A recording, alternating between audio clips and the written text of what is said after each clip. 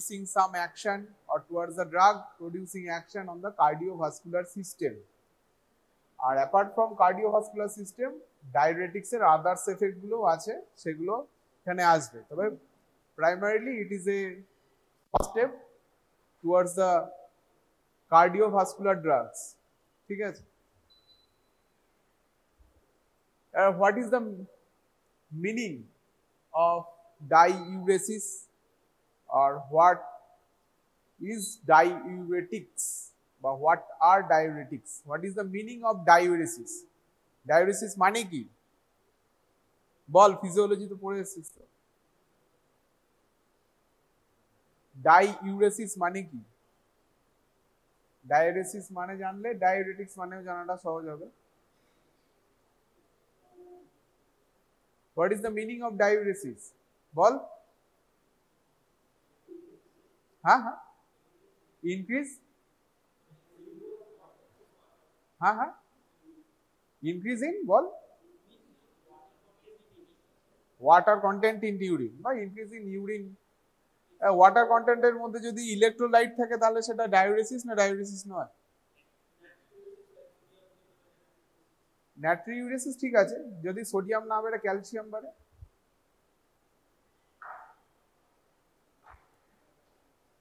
Increase in the urine production, সেটা হচ্ছে ডাইউরেসিস।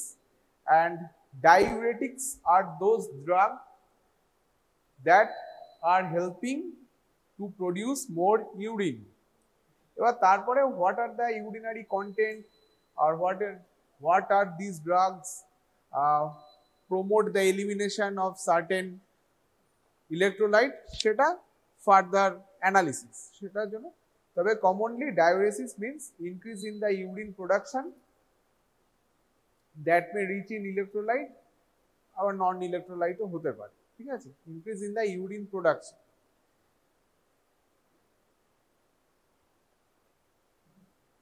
মানে অ্যাপ্রক্সিমেটলি 2 কিডনিস, মানে আমাদের যে দুটো কিডনি আছে, প্রতি মিনিটে কতটা ইউরিন প্রডিউস হয়। যদি এটা ইনফরমেটিভ কোশ্চেন, কতটা ইউরিন প্রডিউস হয় তার কোনো হিসাব আছে? একটা নর্মাল অ্যাডাল্ট ইন্ডিভিজুয়াল, তার কোনো ক্রনিক কিডনি ডিজিজ বা অন্যান্য কোনো হেলদি ইন্ডিভিজুয়াল কতটা ইউরিন প্রডিউস করে? What is the function of kidney grossly? Kidney কি শুধু এক্সক্রিটি করে আর না হল না এর কোনো রিঅ্যাবজর্পটিভ ক্যাপাসিটিও আছে? Does kidney have any reabsorptive capacity? Has, আছে? তাহলে approximately per minute 120 ml ultrafiltrate is produced approximately by both kidneys, মানে একসাথে both কিডনিতে এক একবারে পার মিনিটে 120 ml ultrafiltrate, মানে গ্লোমেরুলার ফিল্ট্রেশনের পরে যেটা আসছে 120 ml। এই ক্লাসে টুপি পরে বসবি না, এই লাস্ট বেঞ্চ ক্লাসে টুপি পরে বসবি না, টুপিটা খোল।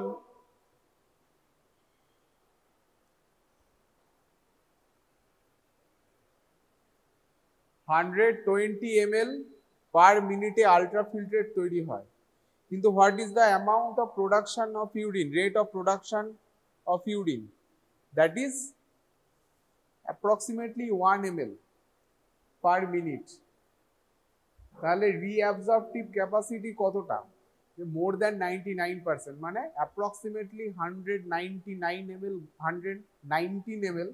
119 ml যে ultrafiltrate they are reabsorbed by kidneys, both kidneys, তাই তো? তাহলে there is a enormous amount of ultrafiltrate that is rich in electrolytes হতে পারে, proteins হতে পারে, glucose হতে পারে, amino acids হতে পারে, they are and water, সব reabsorbed হয়ে যায়, all are reabsorbed। 1 ml per minute urine is approximately produced via both kidneys in our body in an healthy individual, healthy adult individual. তার মানে there is a massive reabsorptive capacity are there. এবার what are the structures, মানে main components কি কি আছে কিডনিতে? What are the main components? এটা বল, একটু বল রে বাবা, তো ফিজিওলজি অ্যানাটমি সবই তো পড়ে এসেছিস। নেফ্রনস, নেফ্রনস আর দ্য ইউনিটস, তাই তো, structural unit and functional unit, ঠিক আছে। Nephrons, what are the parts of nephron?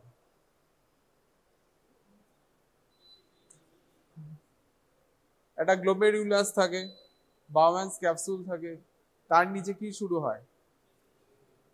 তার নিচে PCT or proximal convoluted tubule, then comes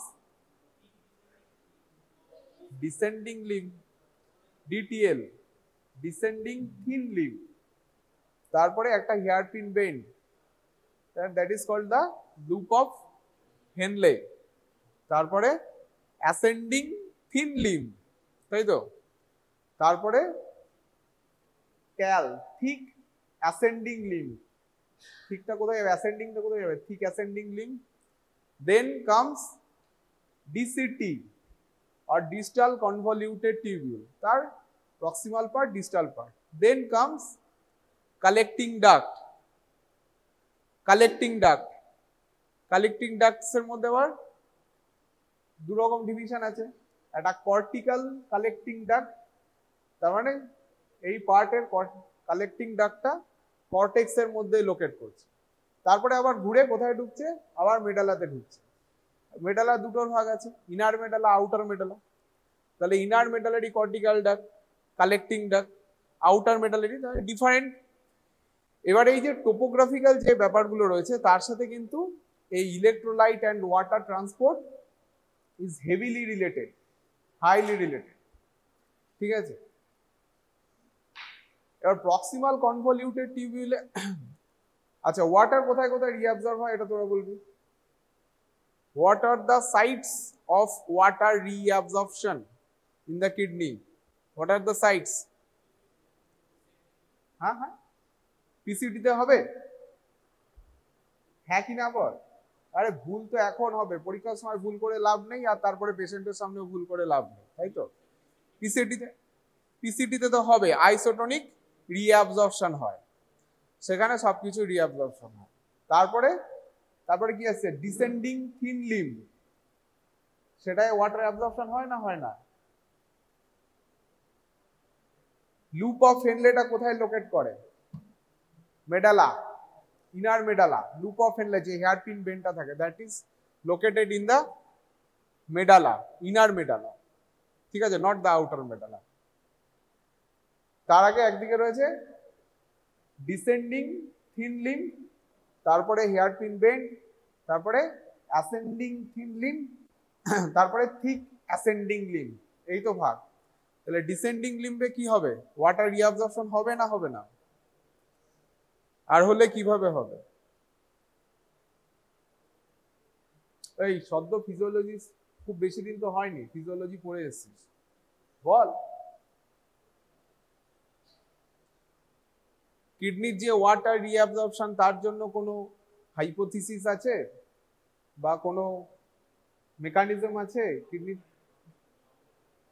মেডালারি hypertonicity in the medullary interstitium, that drives, এটা কি বলে, passive counter current multiplier hypothesis আছে, আর সেটার জন্যই ডিসেন্ডিং থিন লিম্ব মানে ডিটিএল যেটা নামছে, সেখানে that is highly permeable to water but less permeable to sodium chloride, means NaCl and urea, তাই তো। এবার তারপরে অ্যাসেন্ডিং লিম্ব, অ্যাসেন্ডিং লিম্বের দুটো ভাগ রয়েছে, একটা বললাম অ্যাসেন্ডিং থিন লিম্ব, তারপরে থিক অ্যাসেন্ডিং লিম্ব।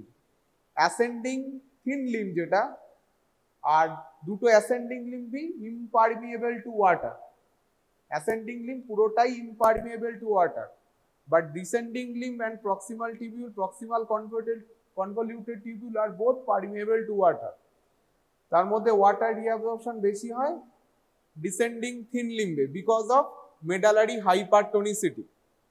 এবার ascending thin limb, ascending descending এ সব ভুলিয়ে গেল মনে হচ্ছে নাকি।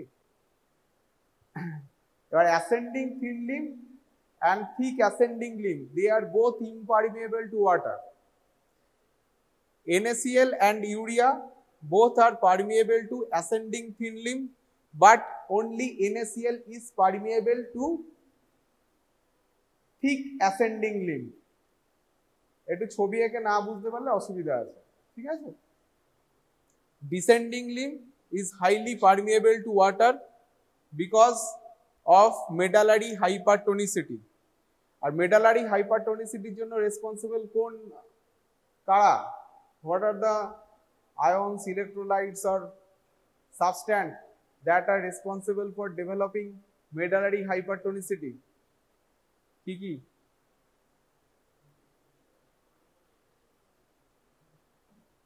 স্যার ফার্মাকোলজি ক্লাস, কি দরকার ফিজিওলজি চুলকে নাকি? না জানলে চাপ আছে, অসুবিধা হবে। Sodium chloride and urea are responsible for developing medullary hypertonicity, and that drives the water reabsorption in the descending thin limb. ঠিক আছে, এরপরে আসছে DCT. DCT is impermeable to water. তারপরে কালেক্টিং ডাক্টে কি ওয়াটার পারমিয়েশন হয় না হয় না? না কন্ডিশনাল হয়? কালেক্টিং ডাক্টে ওয়াটার রিঅ্যাবজর্পশন হয় না হয় না, না কন্ডিশনাল হয়?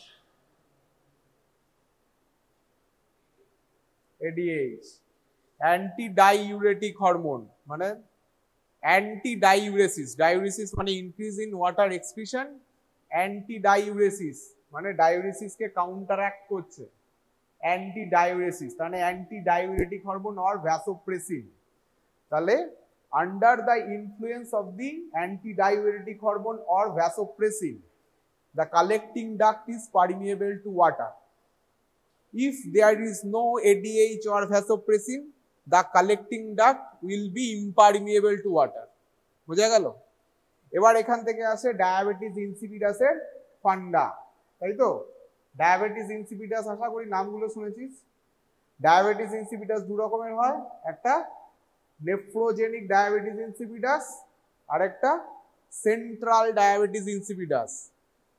ডায়াবেটিস ইনসিপিডাস মানে ইনক্রিজ ইন ইউরিন এক্সক্রিশন, বেড়ে যাচ্ছে প্রচুর। তাহলে সেন্ট্রাল যদি হয়, তাহলে সেন্ট্রাল মানে সিএনএস রিলেটেড, তাহলে সেখানে ভ্যাসোপ্রেসিন প্রডিউসই হচ্ছে না, বা there is some abnormalities in the production of vasopressin, so there is diabetes insipidus. And nephrogenic means, nephrogenic diabetes insipidus means centrally তো প্রডিউস হয়েছে কিন্তু there is no receptor for act of antidiuretic hormone. ভ্যাসোপ্রেসিনের রিসেপ্টরটা কোথায় নেই? Collecting ডাক্টে নেই, so there is nephrogenic diabetes insipidus. বোঝা গেল? এখান থেকে আসবে অল্প অল্প করে আসবে, different disease, different year.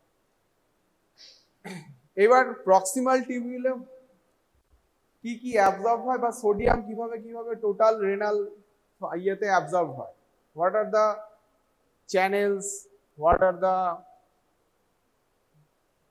transport protein, they are responsible for absorption of sodium in the PCT তেই বল, PCT তে কিভাবে অ্যাবজর্ব হয়? PCT তে সোডিয়াম গট অ্যাবজর্ব হয় কতগুলো সিম্পোর্টার দিয়ে হয়। What are the সিম্পোর্টার? সিম্পোর্ট মানে কি? What is the meaning of symport? Symport, antiport, uniport. What are the meaning of symport, antiport and uniport? Symport মানে একদিকে যাবে, একই সাথে যাবে, একদিকে যাবে। ইউনিপোর্ট যে কোনো একদিকে একটা। সিম্পোর্ট মানে তার সাথে আরেকজন কেউ থাকতে পারে বা মাল্টিপল থাকতে পারে, আর কিন্তু তাদের ডিরেকশন অফ মুভমেন্ট একই দিকে হবে, সেম ডিরেকশন হবে। Antiport, they have the opposite direction. Port মানে যাতায়াত, অ্যান্টি অপোজিট ডিরেকশন, অ্যান্টিপোর্ট। তাহলে এখানে কারা কারা কাজ করবে সোডিয়ামের জন্য? কারা কারা? Sodium glucose symport, sodium H2PO4 symport, sodium, amino acid, symport, they are the all symport that act in the proximal convoluted tubule. Most of the sodium got reabsorbed in the PCT. More than 65% got reabsorbed. Filtered sodium load, যেটা glomerulus থেকে বেরোচ্ছে, ultra filter যেটা produced হচ্ছে তার 60% এখানে reabsorb হয়ে গেল। তারপরে 25% যেটা থাকবে, 25% রিঅ্যাবজর্বড ইন দা, কোথায় হবে? থিক অ্যাসেন্ডিং লিম্ব, সেখানে হবে। তার মানে loop of Henle thick ascending limb. কেন ডিসেন্ডিং লিম্বে হবে না? That is only permeable to water because of medullary hypertonicity. তারপরে কোথায় গেল? ডিসিটি। ডিসিটিতে টু সাম এক্সটেন্ট 5% রিঅ্যাবজর্ব হয়। 95% মোটামুটি হয়ে গেল। কিছুটা এক্সক্রিটেড হবে, আর কিছুটা কালেক্টিং ডাক্ট আর লেট ডিসিটিতে এক্সচেঞ্জ হয়। একজন সোডিয়াম রিঅ্যাবজর্ব করবে, অন্য একটা সেটা under the influence of the aldosterone. Aldosterone induce protein দিয়ে রিঅ্যাবজর্ব হবে সোডিয়াম, আর অন্য দুটো চ্যানেল থেকে কিছু সেটাকে রিপ্লেনিশ করার জন্য বা লুমেন নেগেটিভিটির জন্য, লুমেন পোটেনশিয়ালটা ঠিকঠাক রাখার জন্য কিছুটা K+ মানে পটাশিয়াম অ্যান্ড কিছুটা H+, কিছুটা অ্যাসিড সিক্রেশন হয় in response to sodium reabsorption. এটা গেল সোডিয়াম। এবার তো ইনিশিয়ালি সোডিয়াম এদিকে রিঅ্যাবজর্ব হবে, তারপরে ব্যাসোল্যাটারাল দিয়েও তো কিছুটা এক্সক্রিটেড হতে হবে, না হলে তো সেখানে জমে যাবে। যে টিউবুলার যে সেলস গুলো, টিউবুলার এপিথেলিয়াল সেলস, সেখানে sodium got accumulated, got any electrolyte got accumulated in the tubular cells, tubular epithelial cells। তার মানে সেখান থেকে একটা ব্যাসোল্যাটারাল সাইড, একটা লুমিনাল সাইড থাকবে, একটা ব্যাসোল্যাটারাল সাইড থাকবে। লুমিনাল সাইড থেকে নয় ঢুকলো, তারপরে ব্যাসোল্যাটারাল সাইড দিয়ে এক্সক্রিটেড হবে। সেখানে কিছু কিছু পাম্প থাকবে। তার মধ্যে সোডিয়াম, পটাশিয়াম, এটিপিএস পাম্প থাকতে পারে। ক্যালসিয়ামের জন্য সোডিয়াম ক্যালসিয়াম এক্সচেঞ্জার থাকতে পারে, ক্যালসিয়াম এটিপিএস পাম্প থাকতে পারে। দে remove the different electrolyte depending on the portability, different electrolyte from the tubular cells to the, প্রথমে কোথায়? ইন্টারসেলুলার এরিয়া, তারপরে ইন্টারস্টিশিয়াম, দেন তারপরে কোথায় আসবে? তারপরে ভাসা রেক্টার আশেপাশে চলে আসবে, দিয়ে ব্যাক টু সার্কুলেশন। এই গেল।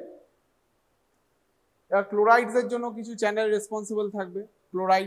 ক্লোরাইডস এর সাথে জেনারেলি প্রক্সিমাল কনভলিউটেড টিউবিউলে এক্সচেঞ্জ হয়। ক্লোরাইডের সাথে generally formate and oxalate are exchange in the proximal convoluted tubule. এবার ডিস্টাল কনভলিউটেড টিউবিউলে সোডিয়াম অ্যান্ড ক্লোরাইড একসাথে সিম্পোর্টেড হয়, অ্যান্ড ঠিক অ্যাসেন্ডিং লিম্বে সোডিয়াম, পটাশিয়াম, এগুলো এরপরে যখন আসবে একটু ভালো করে বলা হবে। সোডিয়াম, পটাশিয়াম অ্যান্ড 2Cl- এটা সিম্পোর্টেড হয়, ঠিক আছে? সেখানে কিছুটা হবে। পটাশিয়াম কিভাবে হয়? পটাশিয়াম মেনলি প্যাসিভ ডিফিউশন দিয়ে প্রক্সিমাল টিউবিউলে হবে, অ্যান্ড ডিফিউশন দিয়ে থিক অ্যাসেন্ডিং লিম্বে হবে। দে মেনলি রিঅ্যাবজর্ব ভায়া দা প্যারাসেলুলার পাথওয়ে, মানে ডাইরেক্ট ট্রান্সসেলুলার নয়, সেলের মধ্যে দিয়ে যাবে না, কোনো প্যারাসেলুলার, দুটো সেলের মধ্যে দিয়ে টাইট জাংশন থাকে, সে লিকি টাইট জাংশন দিয়ে সেখানকার গ্যাপ দিয়ে প্যারাসেলুলার পাথওয়ে দিয়ে potassium got reabsorbed. More than 80 to 90% got reabsorbed in the proximal tubule. তারপরে যেটা থাকবে সেটা কিছুটা আবার সেই প্যারাসেলুলার পাথওয়ে দিয়ে ঠিক অ্যাসেন্ডিং লিম্ব দিয়ে হবে। এবার কিছুটা under the influence of the aldosterone, some potassium will be secreted in response to sodium reabsorption in the late DCT and CD, মানে means collecting duct. এবার আর কি কি থাকবে? সোডিয়ামের সাথে বললাম sodium glucose, sodium amino acid, sodium H2PO4, more than 80% phosphate, inorganic phosphate got reabsorbed in the proximal convoluted tubule along with sodium, ঠিক আছে? সোডিয়াম হয়ে গেল। এবার calcium and magnesium. Calcium, more than 70% calcium reabsorbed in the proximal convoluted tubule via the paracellular pathway. Rest of the যে 30% থাকছে তার মধ্যে 25% is reabsorbed in the thick ascending limb via the paracellular pathway, mainly via the paracellular pathway. And calcium রিঅ্যাবজর্পশনের জন্য কোন hormone responsible বল? Calcium, ধর ব্লাডে calcium level বাড়াতে হবে, হাইপোক্যালসিমিয়া হয়ে গেছে, কোন হরমোন সেটাকে বাড়ায় বলতো? প্যারাথরমোন।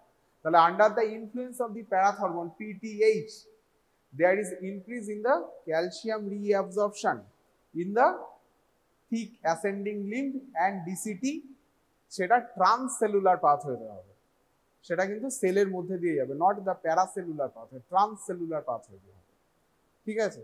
আর কিছু ক্যালসিয়াম রিঅ্যাবজর্ব হয়, সেটা বলে ট্রানজিয়েন্ট রিসেপ্টর পোটেনশিয়াল, TRPV5 একটা চ্যানেল আছে, transient receptor potential cation channel V5 দিয়েও কিছুটা ট্রান্সসেলুলার পাথওয়েতে কিছু ক্যালসিয়াম রিঅ্যাবজর্ব হয়। Magnesium also got reabsorbed in the proximal tubule and thick ascending limb, ঠিক আছে? This are more or less. এবার what are the different types of diuretics? আজকে দেখি কতটা করা যায়, নেক্সট ক্লাসে রেস্ট অফ দা হবে। তাহলে প্রথমে যেটা আসি সেটা হচ্ছে মোটামুটি ধরে নে 6 ক্লাসেস অফ ডায়াবেটিক্স আছে, different diuretics, different site of action, mechanism of action, depending on the variability of the site of action and mechanism of action, there are 6 type of diuretics। তার মধ্যে 1 নম্বর বলতে পারিস, এর মধ্যে কিছুটা তোরা পড়েছিস অলরেডি, কিছুটা জানিস, ANS এ পড়ে এসেছিস, একটা ডায়াবেটিক্স পড়ে এসেছিস, carbonic anhydrase inhibitor. Carbonic anhydrase inhibitor কোথায় পড়েছিস অলরেডি বল? পড়েছিস তো? ANS এই ছিল। প্যারাসিম্প্যাথো মাইমেটিক ড্রাগস এর মধ্যেই ছিল, প্যারাসিম্প্যাথো মাইমেটিক ড্রাগস, হ্যাঁ, কোলিনোমাইমেটিক ড্রাগস। পাইলোকার্পিন পড়েছিস তো?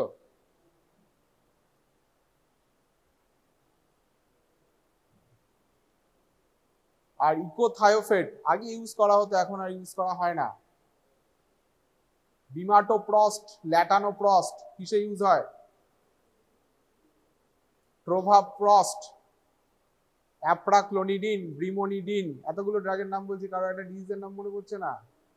একটাই তো ডিজিজের, গ্লকোমা। গ্লকোমা, এবার কোন গ্লকোমা ফার্মাকোলজিক্যালি ম্যানেজমেন্ট সম্ভব? কোন গ্লকোমা? ওপেন অ্যাঙ্গেল না অ্যাঙ্গেল ক্লোজার? অ্যাঙ্গেল ক্লোজারটা ফার্মাকোলজিক্যালি সম্ভব হবে? তাহলে সেখানে তো অপারেশন করতে হবে, অ্যাঙ্গেল তো ক্লোজ হয়ে গেছে, closed.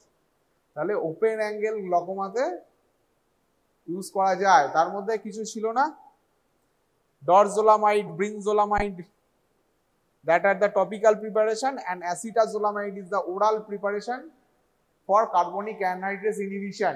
Carbonic anhydrase inhibition is a step that inhibit the production of the aqueous humor, তাই তো? তাই ছিল তো? তাহলে এখানে carbonic anhydrase inhibitor are the drugs that are class of diuretics. আরেকটা ক্লাস অফ ডায়োরেটিক হচ্ছে অসমোটিক ডায়োরেটিক্স। তো mainly they are pharmacologically inert substance, but they are freely filterable and they increasing the osmolality and drag the water out of the cell. তার মানে intracellular fluid compartment থেকে extracellular fluid কম্পার্টমেন্টে বেশি পরিমাণে ফ্লুইডের shift হয়, that are the osmotic diuretics. তার মধ্যে কি কি আসবে? ম্যানিটল, এটাও তো ইউজ হয়, congestive acute attack of glaucoma, এখানে ইউজ করা হয় তো ম্যানিটল, কিছু osmotic diuretics, mannitol, glycerine, urea, this are the osmotic diuretics.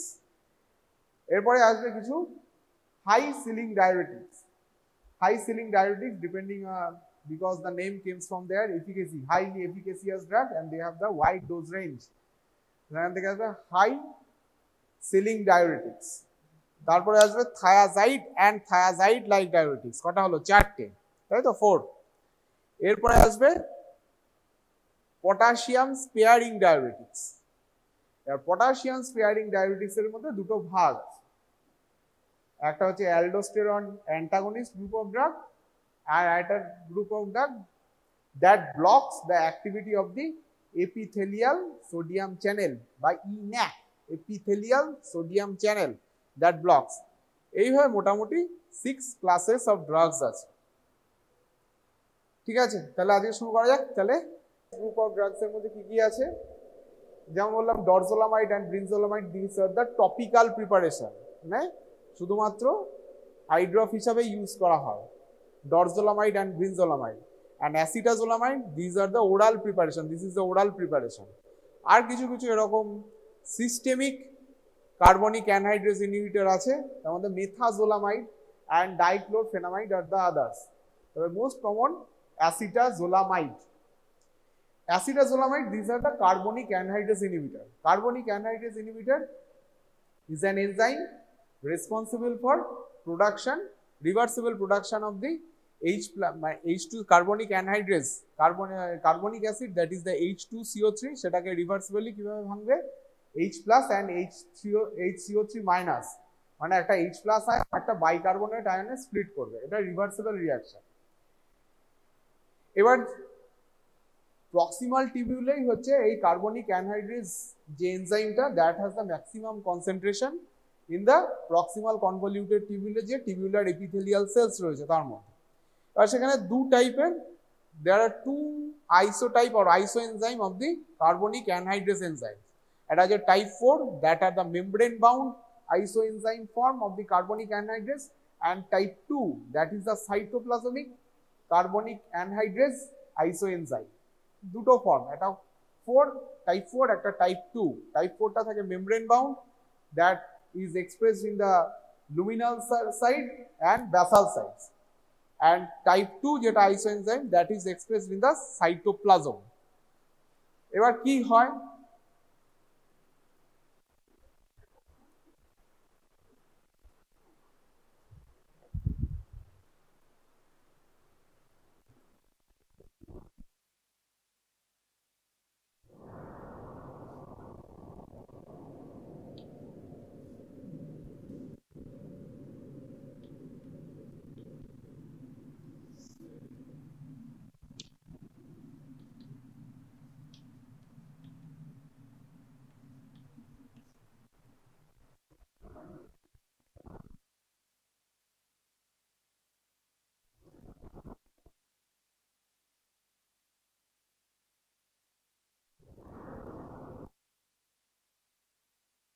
একটা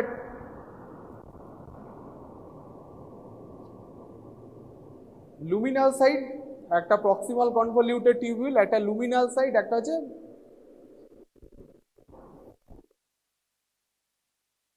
টিউবুলার সেল, এদিকটা হচ্ছে বেসাল সাইডস।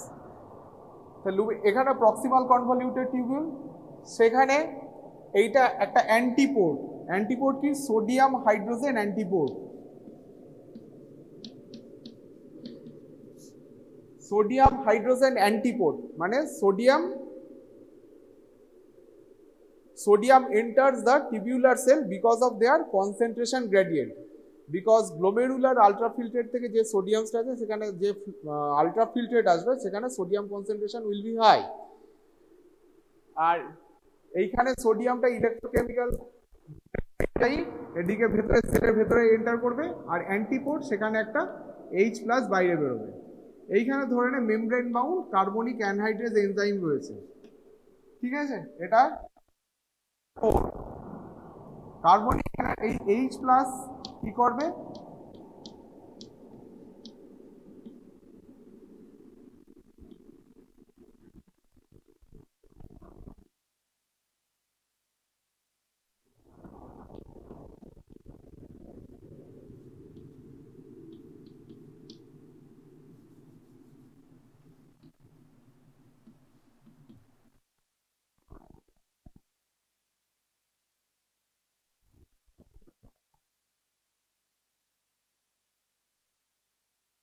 এর মধ্যে যে বাইকার্বনেট সিক্রেশন হবে তার সাথে এই অ্যান্টিপোর্ট দিয়ে যে ইন এক্সচেঞ্জ অফ সোডিয়াম যে H+টা টিউবুলার সেলে আসবে, টিউবুলার সেল বলছি লুমিনাল সাইডে আসবে, তার সাথে H+ and HCO3 minus, that will produce the carbonic acid under the influence of the carbonic anhydrase enzyme. এটা মেমব্রেন বাউন্ড যেটা থাকবে সেটা H2O and CO2 তে ভেঙে যাবে, মানে জল and carbon dioxide. Carbon dioxide, that is lipophilic. Lipophilic তার মানে easily they can cross the epithelial cell layer. Cell layer এখানে যদি CO2 এখানে H2O এর সাথে আবার অ্যাড হবে, দিয়ে H2CO3 ফর্ম করবে, আর এখান থেকে H plus and HCO3 minus আবার ভেঙে যাবে under the influence of the cytoplasmic carbonic anhydrase. Cytoplasmic carbonic anhydrase enzyme, that is the isotype 2, isoenzyme type 2. ঠিক আছে, তাহলে দেখ একটা, তাহলে এই বাইক হবে না under the influence of the carbonic anhydrase enzyme. কিন্তু এখানে যদি কার্বনিক অ্যানহাইড্রেস ইনহিবিটর মানে অ্যাসিটাজোলামাইড আর যেটা টপিক্যাল প্রিপারেশন ডরজোলামাইড, ব্রিনজোলামাইড, এই সমস্ত ড্রাগ অথবা ডাইক্লোরফেনামাইড বা মেথাজোলামাইড ইউজ করা হয়, they block the carbonic anhydrase enzyme activity, এইটাকে ব্লক করে দেবে। তার মানে এখানে H2 অ্যান্ড CO2 ফরমেশনটা হবে না, তাহলে CO2 যে লাইপোফিলিসিটি সেটা কাজে লাগিয়ে CO2 ভেতরে গিয়ে আবার H2CO3 করে H plus and CO3, HCO3 minus bicarbonate আয়নে স্প্লিট হতে পারবে না, অ্যান্ড বাইকার্বনেট রিঅ্যাবজর্পশনটা হবে না। আর এই H প্লাস আয়নটা কোথায় যাবে? H প্লাস আয়ন আবার এখানে যে অ্যান্টিপোর্টের মাধ্যমে আবার এখানে, ঠিক আছে, এটা সাইক্লিক একটা ওয়ে। আর HCO3 মাইনাস এটা ব্যাসোল্যাটারাল মেমব্রেন দিয়ে বেরিয়ে যায়। এই যে HCO3 মাইনাসটা, এটা একটা সোডিয়াম Cl, এটা সিম্পোর্টার হয়, সিম্পোর্টার দিয়ে ব্যাসোল্যাটারাল সাইড থেকে এলিমিনেটেড হয়ে যায়। So the bicarbonate ion will not get accumulated in the tubular cells. ঠিক আছে, these are the action of the carbonic anhydrase inhibitor activity. তার মানে এই সব জায়গায় এই কার্বনিক অ্যানহাইড্রেস এনজাইমটা বের করবে। এছাড়া কার্বনিক অ্যানহাইড্রেস ইনহিবিটর গ্রুপে যে সমস্ত ড্রাগ রয়েছে মানে acetazolamide and dichlorphenamide and methazolamide, they also block the titratable acid secretion in the collecting duct. সিক্রেশনটা কমিয়ে দেবে and NH4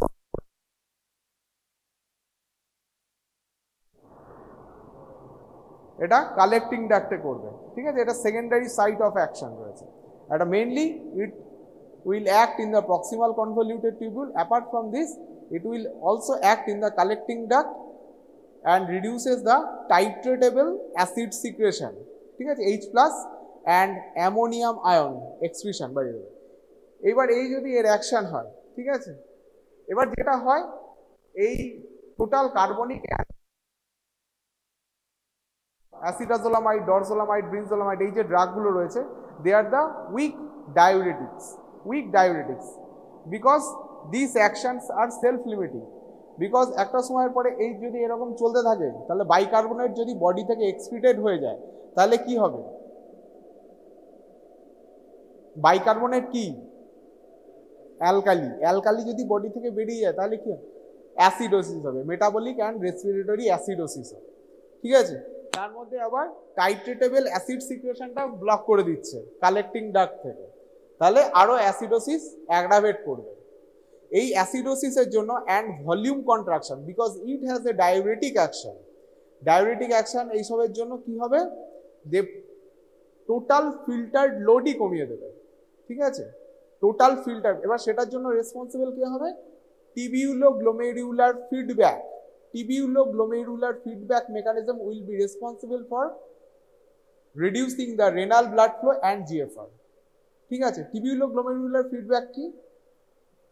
after the thick ascending limb, যে নেফ্রনের যে পার্টটা থিক অ্যাসেন্ডিং লিম্ব ক্রস করে গেল, তারপরে এটা কার কাছাকাছি দিয়ে যায়? অ্যাফারেন্ট আর্টারিওল না ইফারেন্ট আর্টারিওল? Afferent arteriole. আর অ্যাফারেন্ট আর্টারিওলের এই জায়গায় কিছু স্পেশালাইজড কলামনার এপিথেলিয়াল সেলস আর there, they sensing the sodium chloride concentration in the tubular fluid, and these cells are called macula densa, and macula dense are adjacent afferent artery হলে কি থাকে JG apparatus, juxtaglomerular apparatus that are responsible for releasing কি release হয় JG apparatus থেকে renin, renin তারপরে renin angiotensin aldosterone system থাকে। Renin কি করে অ্যাঞ্জিওটেনসিনোজেনকে অ্যাঞ্জিওটেনসিন 1 এ কনভার্ট করে and ACE angiotensin converting enzyme angiotensin 1 K angiotensin 2 তে কনভার্ট করে। অ্যাঞ্জিওটেনসিন 2 আলটিমেটলি কি করে leads to secretion of the aldosterone from কোথা থেকে অ্যালডোস্টেরন কোথা থেকে রিলিজ হয় সুপ্রারেনাল গ্ল্যান্ড বা অ্যাড্রেনাল গ্ল্যান্ড অ্যাড্রেনাল কর্টেক্স থেকে, মেডালা থেকে তো হবে না, কর্টেক্স থেকে হবে, তাই তো। আর অ্যালডোস্টেরন আবার কোথায় কাজ করবে collecting duct and early ডিসিটি।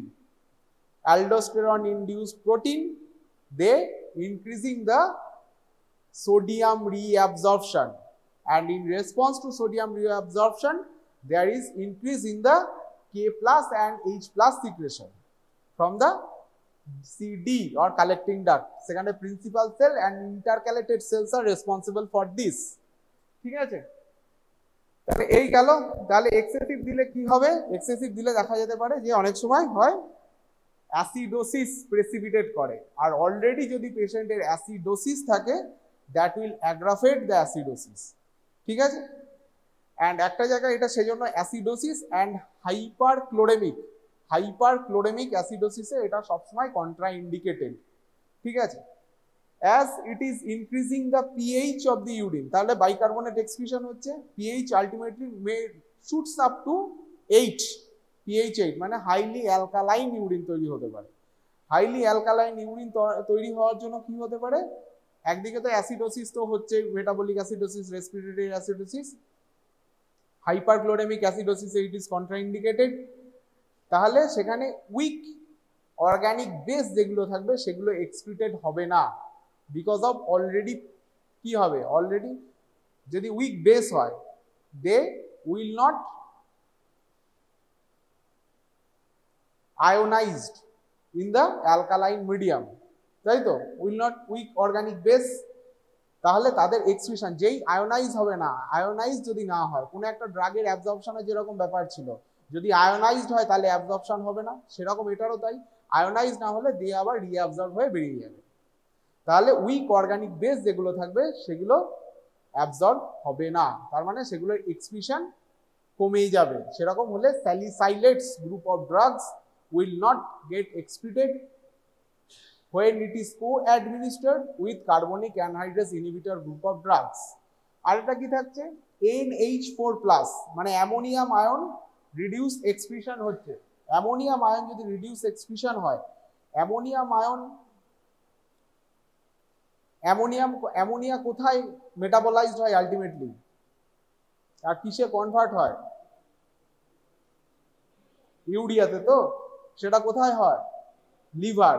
Liver যদি ফেইলিওর হয় তাহলে কি হবে, তাহলে এদিকে এমনি অ্যামোনিয়া আর বেরোচ্ছে না, অ্যামোনিয়া এমনি বডিতে আরো বেড়ে গেল, যেটুকুনি বেরোনোর কথা ছিল সেটুকুনি বেড়ে গেল, তার মানে it will precipitate hepatic encephalopathy or it is contraindicated in the hepatic encephalopathy, তার মানে সেখানে এই ড্রাগ দেওয়া যাবে না। হেপাটিক এনসেফ্যালোপ্যাথি, হেপাটিক ফেইলিওর মানে there may be a chances of ascites or ascites definitely থাকবে, কিন্তু সেখানে কিন্তু আমরা diuretics drug, acetazolamide or any other carbonic anhydrase group of drug cannot be used because of these side effects, ঠিক আছে। আর অ্যাসিডোসিসে use করতে পারবো না। আর ক্যালসিয়াম ফসফেট যদি ইয়ে থাকে, there is a stone formation যদি থাকে, তাহলে এই অ্যালকালাইন ইউরিনে they got precipitated and formation of renal stones, ঠিক আছে। তাহলে সেখানে একটা চান্সেস থাকে। কোথায় কোথায় আমরা ইউজ করবো, এটা তো গেল অ্যাডভার্স এফেক্ট, কন্ট্রাইন্ডিকেশন গেল। এছাড়া আর কি কি হতে পারে, এটা অ্যাসিটাজোলামাইড, এই ড্রাগগুলো জেনারেলি সালফোনামাইডস গ্রুপসের ডেরিভেটিভ, তার মানে আর সালফোনামাইডস গ্রুপসের ড্রাগসের মধ্যে কিছু কিছু সাইড এফেক্টস হচ্ছে, তার মধ্যে bone marrow suppression, skin rash, allergies এইগুলো আছে, তো সেগুলো এদের ক্ষেত্রেও হতে পারে। হ্যাঁ, haematological reaction, bone marrow suppression, GI disturbance এগুলো হতে পারে। কোথায় কোথায় ইউজ করব, ঠিক আছে, সিঙ্গেল এজেন্ট হিসাবে এটা খুব একটা এফিকেসিয়াস নয়। If certain drug can increase the sodium excretion via inhibiting the sodium reabsorption in the thick ascending limb অথবা ডিসিটি, সেখানে সোডিয়াম রিঅ্যাবজর্পশন যদি আমি বন্ধ করে দিতে পারি তাহলে it is a good diuretic. আর কোথায় ইউজ করা যেতে পারে, যেমন বলা হলো গ্লকোমাতে ইউজ করা যেতে পারে, সেখানে টপিক্যাল প্রিপারেশন জেনারেলি ইউজ করা হয়। আর কোথায় ইউজ করা হয়, মাউন্টেন সিকনেস। মাউন্টেন সিকনেসে কি হয়, আমাদের রেসপিরেটরি একটা ডিসনিয়া হয়, হাইপোট্যাকিকনিয়া হয়, এই বিকজ অফ সেখানে কি হয়, অক্সিজেন কনসেন্ট্রেশন অনেকটা কমে যায় যত হাইটে উঠতে থাকে। কিন্তু আমাদের হিমোগ্লোবিন কনসেন্ট্রেশন তো সেখানে পলিসাইথেমিয়া, যারা নর্মালি মাউন্টেন এরিয়াতে থাকে তাদের পলিসাইথেমিয়া ফিজিওলজিক্যাল, কিন্তু আমাদের পলিসাইথেমিয়া থাকে না, আমাদের সাথে অ্যাক্লামেটাইজ না করে উঠলে সেখানে প্রবলেম হয়, শ্বাসকষ্ট হয়।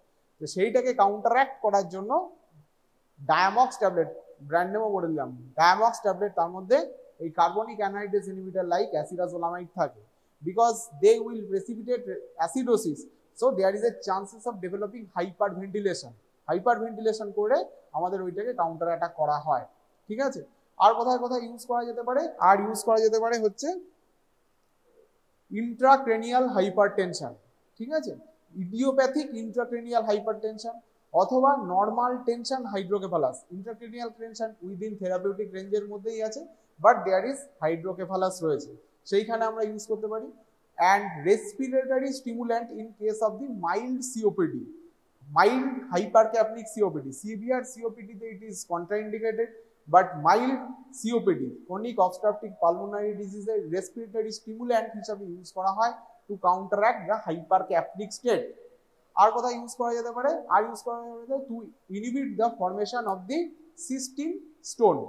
Inhibit the formation of the cystine stone, সেখানে আমরা অ্যাসিটাজোলামাইড বা any other carbonic anhydrase group of carbonic anhydrase inhibitor group of drug আমরা ইউজ করতে পারি। ঠিক আছে, এই গেল মোটামুটি acetazolamide and carbonic anhydrase group of drug.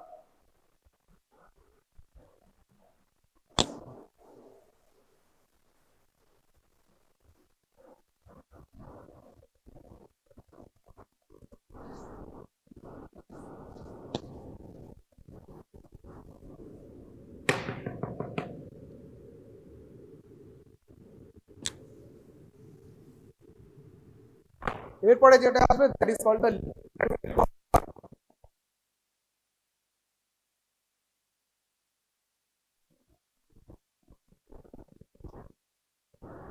Loop diuretics. Loop diuretics কাকে বলে? দিস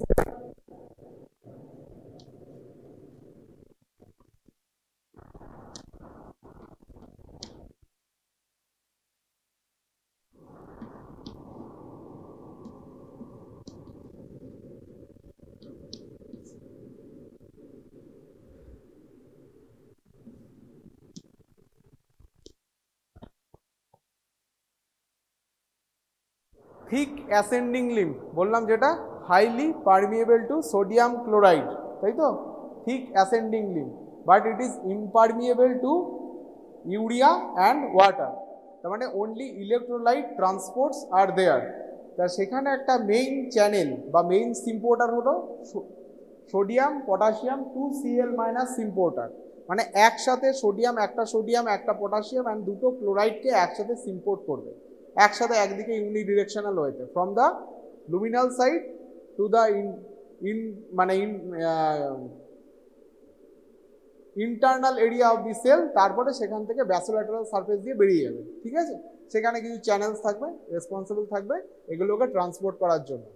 তাহলে এইটা থিক অ্যাসেন্ডিং লিম্ব, নিচে লেখা আছে TAL মানে থিক অ্যাসেন্ডিং লিম্ব, তার মানে সাইট অফ অ্যাকশন হচ্ছে থিক অ্যাসেন্ডিং লিম্ব। কোথায় থাকছে? ব্লক করছে কাকে? সোডিয়াম পটাশিয়াম 2Cl সিম্পোর্টারকে ব্লক করছে। This are the loop diuretics. আর why it is called loop diuretic? Because the site of action is loop of Henle, loop of Henle, সেই জন্য it is called the loop diuretics। ঠিক আছে, এরপরে এই diuretics কে বলা হয় high ceiling diuretics. High ceiling diuretics কেন হাই সিলিং ডায়োরেটিক্স বলা হয়?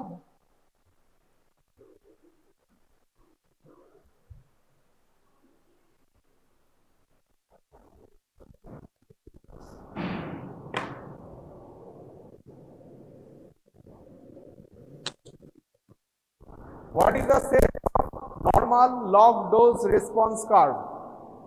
What is the shape of log dose response curve? Is sigmoid, তাই তো?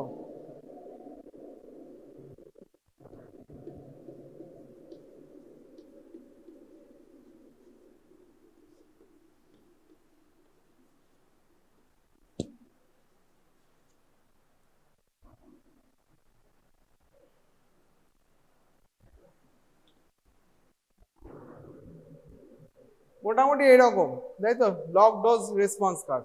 আর নর্মাল ডোজ রেসপন্স কার্ভ কিরকম হয়? Hyperbolic curve. তাহলে লগ ডোজ রেসপন্স কার্ভের এই এরিয়াটাকে এটাকে কি বলে? এই এরিয়াটাকে যেখানে ফ্ল্যাট হয়ে যায়, তার মানে ডোজ বাড়ছে অথচ এফেক্ট বাড়ছে না। এখানে ডোজ বাড়ছে, এফেক্ট বাড়ছে, ডোজ বাড়ছে, এফেক্ট বাড়ছে, ডোজ বাড়ছে বাট এফেক্ট আর বাড়ছে না। এটাকে কি বলে? এই এরিয়াটাকে, এই যে ডোজ বেড়ে যাচ্ছে কিন্তু আর এফেক্ট বাড়ছে না, হোয়াট ইজ দিস কল্ড? এই এরিয়াটাকে কি বলে? Ceiling effect. ছাদ ছুঁয়েছে, তাই তো? এরপরে আর যেতে পারবে না, এফেক্ট এরপরে মোটামুটি স্টেডিই থাকবে, থেরাপিউটিক বেনিফিট আর হবে না। তাহলে এই গ্রুপ অফ ডায়োরেটিক্সকে বলা হয় হাই সিলিং ডায়োরেটিক্স। তার মানে কি? সিলিং এফেক্টটা আরো পরে আসবে, মানে ডোজ বাড়তে থাকবে, রেসপন্স বাড়তে থাকবে, ডোজ বাড়তে থাকবে, রেসপন্স বাড়তে থাকবে। মানে এই যে স্টিপ রেসপন্স কার্ভ, এই যে এরিয়াটা, এই জায়গাটা থেকে এই জায়গাটা, এটা অনেকক্ষণ থাকবে, ডোজ বাড়তে থাকবে বাট সিলিং এফেক্ট আসবে না, সিলিং এফেক্ট অনেক পরে আসবে। সো দ্যাট, আর যত ডোজ বাড়বে তত এদিকে রেসপন্সের হাইট বাড়বে। তাহলে এখানে সিলিং এফেক্টটা অনেক পরে আসলে কি হবে? অনেকটা পরে আসবে, অনেকটা উঁচুতে আসবে, there is more height in case of response, তাই তো? So it is called the high ceiling diuretics. তোমাদের দাদাদের কোশ্চেনে বারবার এই কোশ্চেনটাই এসছে, প্রফেও মনে হয় এসছে, why it is called high ceiling, তাই তো?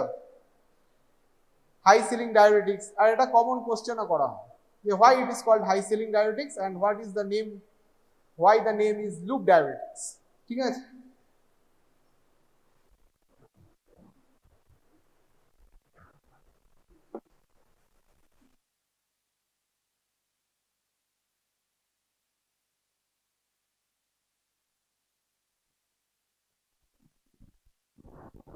তাহলে loop diuretics will increase the excretion of the sodium, potassium and 2Cl minus.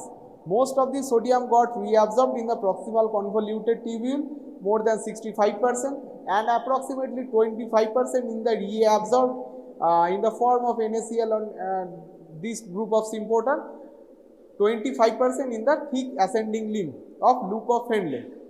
But it has the large reabsorptive capacity, মানে ঠিক অ্যাসেন্ডিং লিম্বের অ্যাবজর্পটিভ ক্যাপাসিটি অনেকটাই বেশি। মানে তারা যদি আরো দেওয়া হয় সাপ্লাই, যদি ফিল্টার্ড লোড সোডিয়ামের বেশি থাকে, তবে দে ক্যান অ্যাবজর্ব মোর, তাহলে সেই জন্য এদের হাই সিলিং ব্যাপারটা এখান থেকেও আসে। যত তুমি একে ইনহিবিট করবে, যত sodium potassium 2Cl symporter got inhibited, more the sodium will be excreted. ঠিক আছে? তাহলে সেই জন্য এটাকে বলা high ceiling diuretics. Natriuresis mainly করে। হোয়াট আর দ্য, এবার এরপরে কি হবে?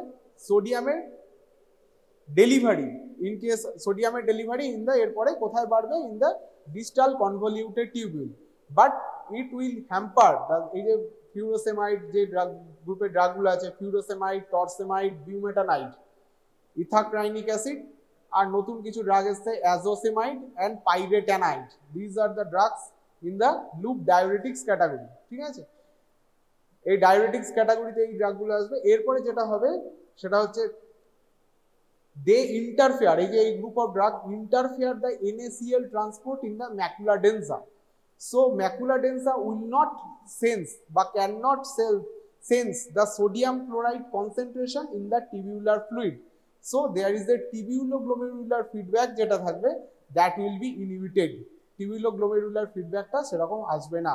টিবিউলোগ্লোমেরুলার ফিডব্যাক না আসলেই রেনাল ব্লাড ফ্লো কমার খুব একটা সম্ভাবনা নেই। ঠিক আছে, টিবিউলো গ্লোমেরুলার ফিডব্যাক যেটা থাকবে সেটা ইনহিবিটেড থাকবে। ঠিক আছে, এবার কিছুটা সোডিয়াম তো পরের দিকে রিঅ্যাবজর্বড হবে in the late part of the DCT and আর collecting ducts because under the influence of the aldosterone, সেটা আলাদা।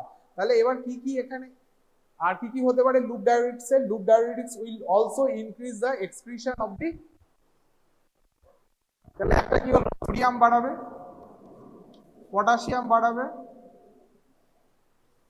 ক্লোরাইড বাড়াচ্ছে, এছাড়া ক্যালসিয়াম এক্সক্রিশনও বাড়িয়ে দেয়। ঠিক আছে, ক্যালসিয়াম অ্যান্ড ম্যাগনেসিয়াম এক্সক্রিশনও বাড়িয়ে দেয়। ঠিক আছে,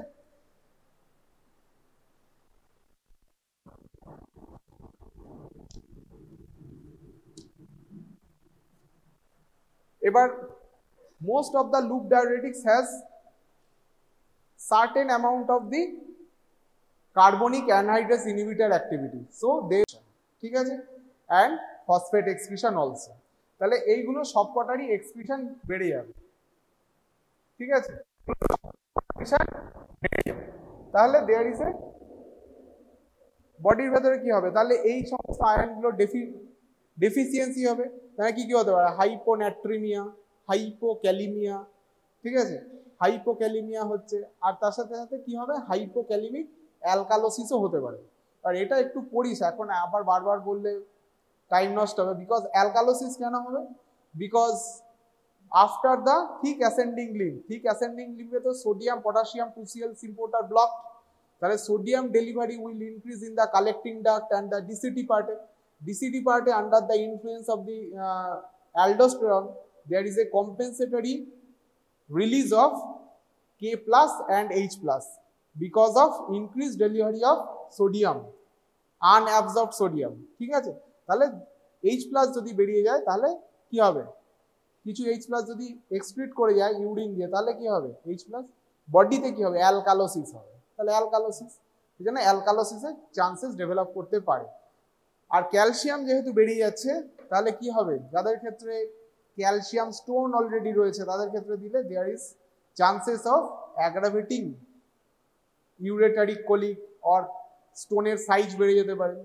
আর কাদের ক্ষেত্রে ক্যালসিয়াম দেওয়াটা প্রবলেমেটিক, ক্যালসিয়াম বেরিয়ে যাওয়াটা প্রবলেম, পোস্ট মেনোপজাল উইমেন যাদের অলরেডি ইস্ট্রোজেন ডেফিসিয়েন্সির জন্য বোন থেকে ক্যালসিয়াম রিজর্পশন হতে থাকে, বোন উইকেনিং হতে থাকে, অস্টিওপোরোসিস হতে থাকে, তাদের ক্ষেত্রে যদি আমি এটা দিই, ক্যালসিয়াম যদি আরো বডি থেকে বেরিয়ে যায়, there is a chances of aggravating or worsening of the osteoporotic features, তাই তো। আর এই সমস্ত আয়নস গুলো ডেফিসিয়েন্সি হবে, বাইকার্বনেট, এই সমস্ত আয়ন, ফসফেট আয়ন, এগুলো ডেফিসিয়েন্সি হতে থাকবে। ঠিক আছে,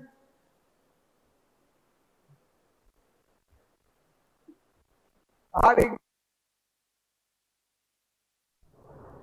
এই যে নামগুলো বললাম, একটা হচ্ছে ফিউরোসেমাইড, আর একটা হচ্ছে টরসেমাইড, বিউমেটানাইড। ফিউরোসেমাইড অ্যান্ড বিউমেটানাইড, এই যে গ্রুপ অফ ড্রাগ, এই গ্রুপ অফ ড্রাগ আছে সালফোনামাইডস গ্রুপ থেকে। সালফোনামাইডস গ্রুপ থেকে আসলেই সেখানে সালফারের ব্যাপার থাকে, সালফার অ্যালার্জির চান্সেস থাকে। অ্যান্ড টরসেমাইড গ্রুপ যেটা আছে সেটা থেকে যেটা আসে সেটা হচ্ছে সালফোনিল ইউরিয়া গ্রুপ থেকে আসে। সালফোনিল ইউরিয়া গ্রুপের derivative. Sulfonylurea is an anti-diabetic group of drug, anti-diabetic, ঠিক আছে। and sulfonamides is an antibacterial drug, ঠিক আছে, এগুলো পরে পড়বি আবার।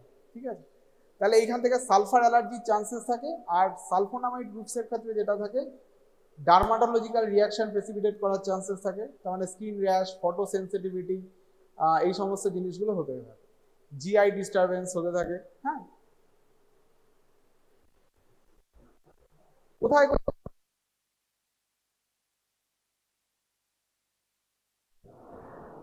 জেনারেলি এটা কি করে, দিস আর দ্য ড্রাগস, এই ফিউরোসেমাইড, এই ড্রাগগুলো, এগুলো কতগুলো ড্রাগের সাথে ইউজ করা যায় না, because of their drug interaction. কারণ এই সমস্ত ড্রাগগুলো এই সমস্ত আয়ন্সের এক্সক্রিশন বাড়িয়ে দিয়ে there is a chances of developing dyselectrolytemia. ঠিক আছে, তাহলে যে সমস্ত ড্রাগ ডিস ইলেকট্রোলাইটেমিয়া প্রেসিপিটেট করতে পারে, হ্যাঁ, ডিফারেন্ট বা ডিস ইলেকট্রোলাইটেমিক স্টেটে তাদের অ্যাডভার্স রিয়াকশন বাড়তে পারে, সেখানে এই ড্রাগগুলো ইউজ করা যাবে না। সেগুলো এক্সাম্পল পরে দিচ্ছি। আর কোথায় কোথায় এগুলো ইউজ করা যায়, number one, different types of oedema. Oedema তো কোথায় কোথায় ইউজ করা যেতে পারে, ডিফারেন্ট ইডিমা, না নেফ্রোটিক সিন্ড্রোমে যদি ইডিমা হয় সেখানে ইউজ করতে পারবো।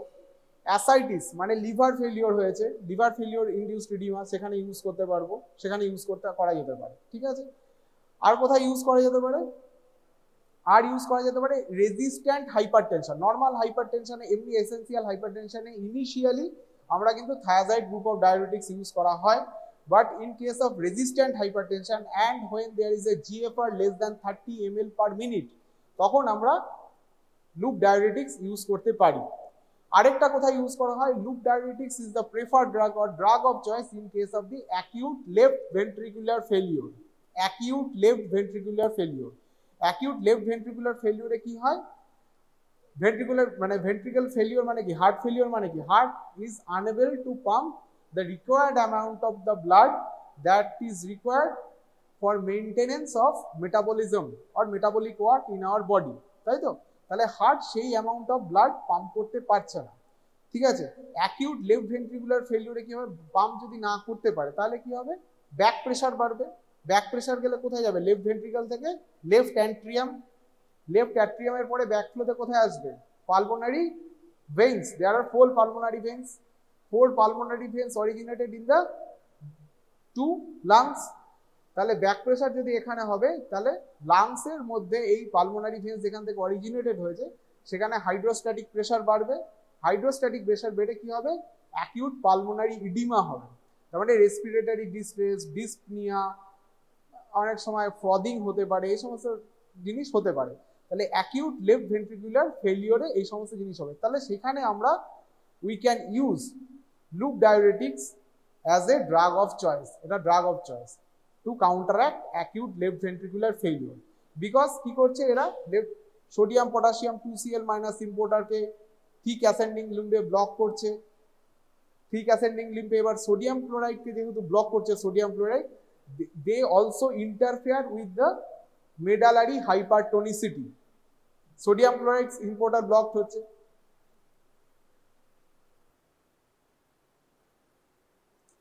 মেডালারি হাইপারটোনিসিটিকে ইন্টারফেয়ার করছে। তার মানে সেখানে ওয়াটার ক্লিয়ারেন্স হ্যাম্পার্ড হবে। ঠিক আছে, তার মানে ওয়াটার রিঅ্যাবজর্পশন হ্যাম্পার্ড হবে, তার মানে ওয়াটার ডাইউরেসিস হবে, তার সাথে সাথে এই সমস্ত আয়ন্সগুলো বেরিয়ে যাবে। তাহলে there is a acute reduction in the circulatory volume, so there is a relief of pulmonary oedema আর লেফট ভেন্ট্রিকুলার ফিলিং প্রেশারও কমে যায়। এবার এদের মধ্যে furosemide is the drug of choice for the acute left ventricular failure because of they increase the venous capacitance in our body. Venous capacitance is responsible for preload. Venous capacitance যদি বেড়ে যায় তাহলে লেফট ভেন্ট্রিকুলারের যে preload থাকবে সেটাও কিছুটা কমে যাবে। তাহলে সেটাও is responsible for decreasing the deleterious effect or decreasing the symptomatic relief হতে পারে, সেটা in case of the left ventricular ফেলিওরে যে পালমোনারি ইডিমা হবে। ঠিক আছে, আর এই ভেনাস ক্যাপাসিটেন্স কিভাবে বাড়ে, that is due to the প্রোস্টাগ্ল্যান্ডিনের জন্য, that is due to the effect of prostaglandin. Certain prostaglandin have vasodilatory effect. তাহলে এই ভ্যাসোডাইলেটরি এফেক্টের জন্য ফিউরোসেমাইডস এর একটা কি হবে, একটা ভেনাস ক্যাপাসিটেন্স বাড়বে, লেফট ভেন্ট্রিকুলারের যে প্রিলোড সেটা কমবে, লেফট ভেন্ট্রিকুলার ফিলিং প্রেশার কমবে, অ্যান্ড পালমোনারি ইডিমার যে ডিলিটোরিয়াস এফেক্ট অর যে এফেক্ট যেটা যেরকম রয়েছে যে ডিসপনিয়া হচ্ছে সেগুলো অনেকটা কমে যাবে। ঠিক আছে, এবার এই সমস্ত আয়ন্স তো কমবে, এই সমস্ত আয়ন্স কমার জন্য কি হবে, ডিফারেন্ট ড্রাগের ইন্টারাকশন হবে। এবার তার মধ্যে কি কে থাকবে, সেই সমস্ত ড্রাগের মধ্যে কিছু রয়েছে some nephrotoxic drug like aminoglycosides group of drug, cisplatin, carboplatin, that are the platinum compound, they are the highly nephrotoxic drug. সেটা amphotericin B, thiazide diabetics. Amphotericin B produces hypokalaemic effect. তাহলে এটাও হাইপোক্যালিমিয়া, এটাও যদি আবার hypokalaemia শুরু করে তাহলে hypokalaemia হলে there is a chances of developing অ্যারিথমিয়ার চান্সেস বাড়তে পারে। এই সমস্ত জিনিসগুলো বাড়তে থাকবে। আর কি এনসাইডস মানে non steroidal anti inflammatory drug. Non steroidal anti inflammatory drug কি করবে, they will reduces the prostaglandin synthesis and prostaglandins are responsible for renal blood flow increment due to the effect of loop diabetics. সেই জন্য loop ডায়াবেটিক্সের সাথে কখনোই এনসাইডস use করা হয় না, because NSAIDs attenuate the renal vasodilatory effect or renal blood flow incremental effect of furosemide or any other loop diuretic group of drug। এই সমস্ত ড্রাগগুলো এছাড়া কিছু ড্রাগ যেমন digitalis glycosides should not be used along with loop diabetic because of hypokalaemia induced অ্যারিথমিয়ার জন্য। Hypokalaemia induced digitalis toxicity, কারণ digitalis সে যে এফেক্ট ডিলিটুরিয়াস এফেক্ট সেটা হাইপোক্যালিমিয়াতে আরো অ্যাগ্রাভেট করে যায়। And loop diabetics or any type of diabetics they will produce hypokalemia because of they will excrete the potassium via the urine। ঠিক আছে, এই সমস্ত কারণের জন্য এই ড্রাগগুলো ইউজ করা না। এছাড়া propranolol should not be used, they will increase the level of propranolol or level of propranolol concentration in our body। এখান থেকে lithium should not be used along with any diuretic, particularly the high ceiling diuretic and loop diuretics and thiazide group of diuretics। ঠিক আছে, gram positive and gram negative, so it is what type of stain is gram staining? So this is a differential stain. It differentiates between gram positive and gram negative bacteria. But what is the utility? In clinical practice, not your lab, not for your exam. What is the utility of the gram stain? It is not only in your exam, it is done in the laboratory routinely. So what is the importance of the gram stain? What is the clinical implication of the gram stain? First one is, yes, antibiotic choice. If you can get the sample, culture will take 24 hours to grow. If you do the primary gram stain, you can tell the clinician whether it is a gram positive organism or gram negative organism, because choice of antibiotic is absolutely different for gram positive and gram negative. This is the first. Another part, some critical patient, meningitis patient, you can see some organism in the gram stain, you can tell this organism is suspected organism in the CSF, or that can do the initial empirical antibiotic will be guided by the gram staining pictures. Next,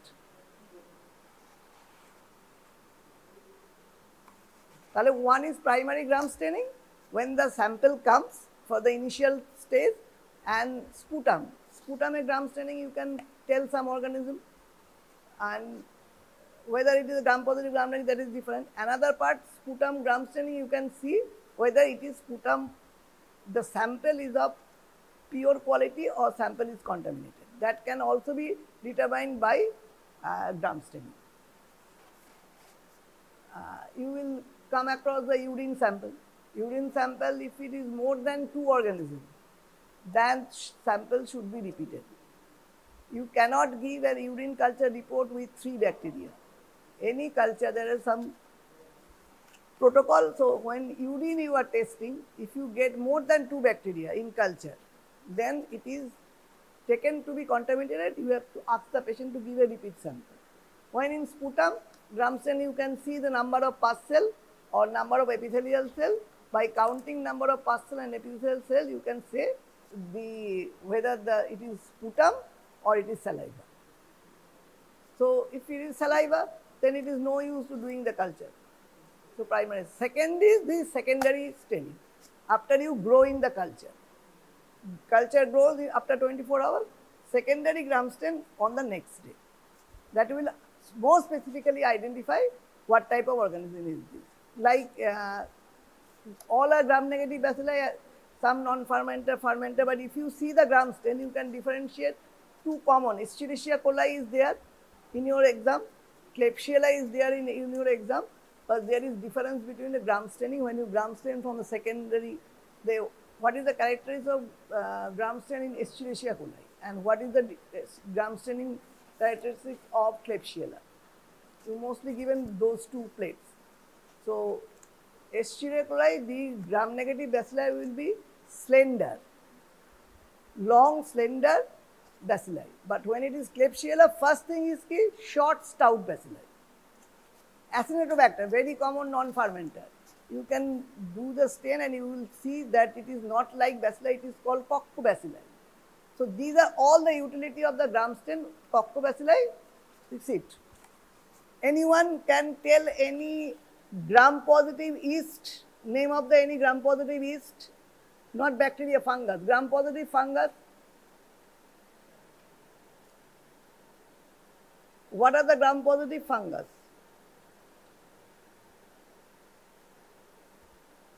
Answer already I have told, because yeast is usually gram-positive. Most commonest fungus or yeast found in our clinical practice is Candida or Candida albicans. Candida is gram-positive. Cryptococcus is also gram-positive. So these are gram-positive yeasts. Any question from your side?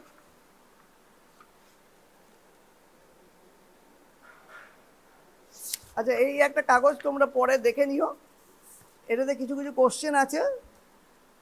আচ্ছা, আরেকটা question, what are the bacteria which cannot be stained by gram stain, and what is the reason? It cannot be stained by gram stain. What? Acid fast bacilli is different. That is mycolic acid, that is not usually stained. We don't expect it to be stained by gram stain. But some bacteria are there.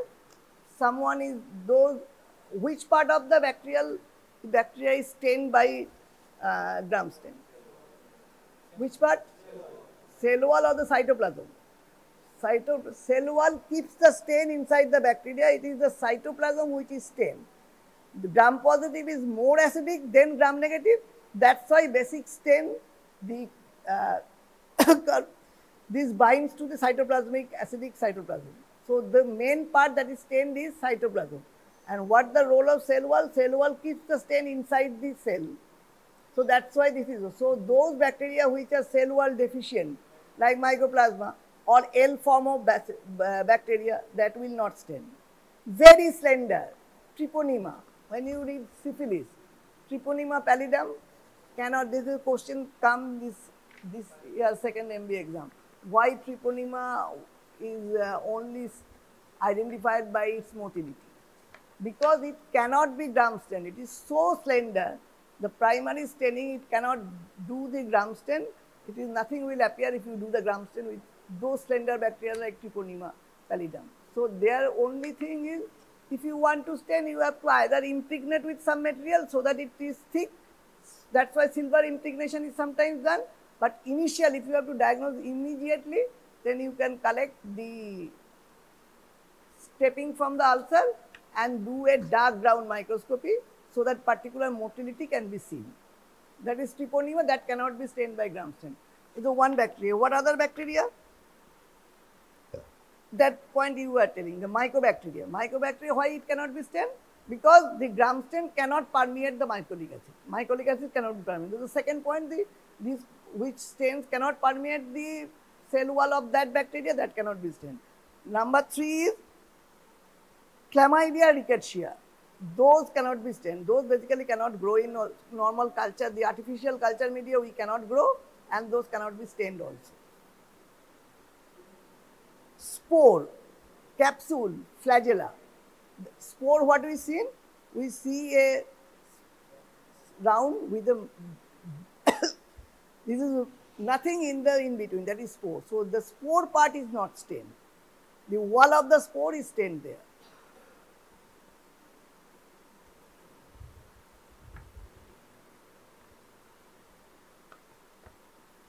Now final one more question. Usually when you only stain either gram positive or gram negative, but in clinical practice, gram positive organism and gram negative organism can be in the same smear. So what would be the control? You will know that you have stained correctly. What is the control for gram positive bacteria and what is the control for gram negative bacteria? Staphylococci is always the control for gram positive bacteria, and Escherichia coli is always the control for gram negative bacteria. So what are the control? Control for the gram stain is GPC, for any gram positive is Staphylococci, and gram negative control is Escherichia coli. And always, whatever the organism in your syllabus, you try to know the particular gram stain feature of that organism, because that will be asked. That is the first question that will be asked. What plate is given, then what is the colony character, then what is the gram staining picture, then how will you identify biochemically, and finally the disease it causes. So these are the 5 points that is usually asked in the exam for all the bacteria that is there in your syllabus. First is the colony, what plate you are given, what media you are given, how will you sterilize it. Second is what would be the colony character, the main colony character. If you even don't remember all the colony character, at least remember the important colony character. Third is the gram staining part. Fourth is the biochemical part, and fifth is the pathogenic disease it causes. For all bacteria, because gram stain you are doing, you will be given a bacteria, not only for gram stain. So you should know about these bacteria also. At least you should, in gram negative bacteria, what are the there in Escherichia coli will in your syllabus, Klebsiella will be there in your syllabus, then Proteus will be there, and Pseudomonas. And in gram positive, Staphylococcus aureus or coagulase negative staph and Bacillus. These are the 3 in the gram positive, and these are the 4 or 5 in the gram negative. Because other difficult bacteria, Salmonella, those are not given in undergraduate exam. Okay, do the gram stain and show me how you have done. Because gram stain will be seen by the examiner. The quality of the gram stain will direct the examiner how to start the viva. So gram stain should be proper. And one unofficial is that when you know this is a gram positive, don't decolorize, decolorize very less. And when you know it is a gram negative bacteria, when you get the plate, you know what type of bacteria is, decolorize freely. So that gram negative should not become gram positive, and gram positive should not become gram negative, because you will be given such an organism, you need to stain either gram positive or gram negative, not gram positive and gram negative in the same smear. So this is an unofficial, this is not the official dictum, but when you get a nutrient agar plate, except the Pseudomonas aeruginosa, it will be gram positive. So even if you don't decolorize, examiner just tell the step that you have decolorized. But when you get the and McConkey agar, it's mostly that it will be gram negative. So when you get it, then you have to decolorize freely, so that it never becomes gram positive due to less decoloration. Plate ধরার নিয়ম হচ্ছে এরকম, এবং কখনোই সবসময় প্লেটে কাজ করা হয় ব্যাকটেরিয়ার যে কালচার সেটা বায়োসেফটি ক্যাবিনেটের ভিতরে পাওয়া হয়। আমাদের ব্যাকটেরিওলজি ল্যাবে বায়োসেফটি ক্যাবিনেট আছে, সেখানে কালচার হয়। তো সেখানে দেখো এই কালচারটাতে এখানে যেটা করা হয়েছে সেটা হচ্ছে প্রথম ইউরিনটা নিয়ে এখানে ওয়েল বানানো হয়, ঠিক আছে। এখানে ক্লকওয়াইজ বা অ্যান্টি ক্লকওয়াইজ ঘুরিয়ে এখানে ওয়েল বানানো হয়। তারপরে যেটা করা হয় সেটা হচ্ছে যে স্ট্রেট টেন, তারপরে জিগজ্যাগ প্যাটার্নে লুপ উঠবে না, লুপ কিন্তু কখনো উঠবে না, ঠিক আছে। জিগজ্যাগ প্যাটার্নে একে নিয়ে আসা হয়। তো ইউরিন কালচার দেখতে মোটামুটি কীরকম হবে? ইউরিন কালচার দেখতে হলে এই যদি ওয়েল হয় তাহলে এরকম একটা জিগজ্যাগ প্যাটার্নে কালচারটা হয়ে থাকে, ঠিক আছে। এরপরে গ্রোথ আসবে তোমাকে কলোনি আইডেন্টিফিকেশন করতে হবে, কলোনি ক্যারেক্টারিস্টিক জানতে হবে, তোমাদের পড়ানো হয়েছে থিওরি ক্লাস। তো কলোনি আইডেন্টিফিকেশনের পরে তোমাকে এর গ্রাম স্টেন করতে হবে। তো এই দেখো টিপিক্যাল এটা গ্রাম স্টেন দাঁড়ায় করেছে, গ্রাম স্টেনে কলোনি কোনখান থেকে নেবে, which part of the culture you will take the colony?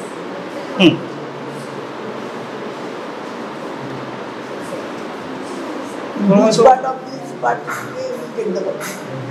এখানে কোনো আইডিয়া কোনখান থেকে আমি স্টিক করব? কোনখান থেকে নেবে? না টেল পার্ট, ইয়েস, একদম যেখানে আইসোলেটেড কলোনি আছে, take the isolated colony, don't never take bacteria from the well. Large number of bacteria will come and you will not able to show the bacteria discretely. So always use the tail part of the colony and take, as you just touch the loop, you don't need to take the also, just touch the loop, it will give enough bacterial colony to show the discrete colony, bacterial ones. Just touch the loop. গোল যেটা সেটাই well, এটা হচ্ছে well. Never take, মানে এখানে প্রথম ইনুকুলেশনটা যে স্যাম্পলটা এলো, স্যাম্পলটাকে first যখন প্লেটের সঙ্গে যখন টাচ করিয়ে ইনুকুলেট করা হচ্ছে সেই জায়গাটাই যে ক্লকওয়াইজ বা অ্যান্টি ক্লকওয়াইজ ঘোরানো হয়, তারপরে তাকে জিগজ্যাগ প্যাটার্নে আমি প্রথম দিন তোমাদের বোর্ডে দেখিয়েছিলাম, একদম প্রথম দিন আমি বোর্ডে দেখিয়েছিলাম। তো যাই হোক আবার আমি ক্লাসে করে দেখিয়ে দিচ্ছি। এটা এবিসিডি, এটা যদি ওয়েল হয় এটা এ, এটা বি, এটা সি, ডি, তারপরে ই অবধি যাওয়া যায়। Take the colony from the tail, তোমাদের অত কিছু জিজ্ঞেস করবে না, you will ask take the colony from the tail and from the single colony, যেখানে সিঙ্গেল কলোনি সেপারেট হয়ে গেছে সেখান থেকে দেখো। এটা যদি তুমি দেখো, এটা তো ওয়েল, এখানে কেমন কলোনি আছে দেখো, এখানে কোনো সেপারেশন নেই। ঠিক আস্তে আস্তে যত দূরে এসছে, এটা যদি ওয়েল হয় তাহলে 1 2 3 4, তারপরে এখানে দেখো এসে একদম সিঙ্গেল কলোনি আলাদা হয়ে গেছে। তো এখানে কি আমি কলোনি বুঝতে পারছি, এখানে কিন্তু একটা কলোনি বোঝা যাচ্ছে, তাই টেল পোর্শন থেকে নেওয়া হচ্ছে যাতে একটা পার্টিকুলার পিওর কালচারকে নেওয়া যায়। ঠিক আছে, এরপরে তার এখানে পরে এই যে হলো, এখানে দেখো কলোনিটা দেখতে কিরকম আসছে। এটা ল্যাকটোজ ফার্মেন্টার না নন ফার্মেন্টার? ল্যাকটোজ ফার্মেন্টার। ঠিক আছে, এটা হচ্ছে দেখো পিঙ্ক কালারের কলোনিটা হয়েছে। ভিডিওটা একটু পুরনো হয়ে গেছে, তার জন্য বোঝা যাচ্ছে না। ঠিক আছে, এখন এর যে কলোনি গ্রোথ এসছে, দেখো কলোনিগুলো কীরকম আসছে, পিঙ্ক মিউকয়েড, মিউকাস হয়ে আছে। তো ক্লেপসিয়াল না হলে এরকম পিঙ্ক মিউকয়েড একটা কলোনি হয়। তো এখান থেকে বোঝা যাচ্ছে যে এটা ক্লেপসিয়াল না হলেও হতে পারে। ঠিক আছে, এরপরে আমি কি করব, গ্রাম স্টেন করব। গ্রাম স্টেনের জন্য আমার ফার্স্ট প্রসিজার কি, প্রথমে স্লাইডকে গ্রিস ফ্রি করা হয় বা অয়েল ফ্রি করা হয়। তার জন্য প্রথমে ইথানল দিয়ে, কটনে ইথানল দিয়ে স্লাইডের দুপাশ ক্লিন করা হবে। ক্লিন করার পরে যেটা করা হবে সেটা হচ্ছে যে হিট করা হয়, ফ্লেমে দিয়ে তুমি হিট করবে। তারপরে সেটাকে ঠান্ডা হলে পরে সেখানে 1 ড্রপ তুমি নর্মাল স্যালাইন নেবে। নর্মাল স্যালাইনের মধ্যে জাস্ট সাইজ রকম করলেন, জাস্ট একটা পোর্শনের হালকা টাচ করালে যেটুকু এলো সেইটুকু দিয়েই স্মিয়ার বানানো। স্মিয়ার মানে একদম ঠিক এদার ওদার করে প্রচুর ঘুরিয়ে করে এরকম না, হালকা জাস্ট জেন্টলি স্মিয়ারটা বানানো হয়। কারণ কি ব্যাকটেরিয়ার যে স্ট্রাকচার, সেই স্ট্রাকচারটা যেন থাকে। কারণ গ্রাম পজিটিভ যে চেন, তাকে তো চেনে থাকতে হবে, তাই না? যে ক্লাস্টারসে তাকে ক্লাস্টারসে থাকতে হবে। এখন তুমি যদি প্রচুর ঘেটে ফেলো তাহলে ওই কলোনি মরফোলজিটাও বা ব্যাকটেরিয়ার যে নিজস্ব মরফোলজি সেগুলো নষ্ট হয়ে যায়।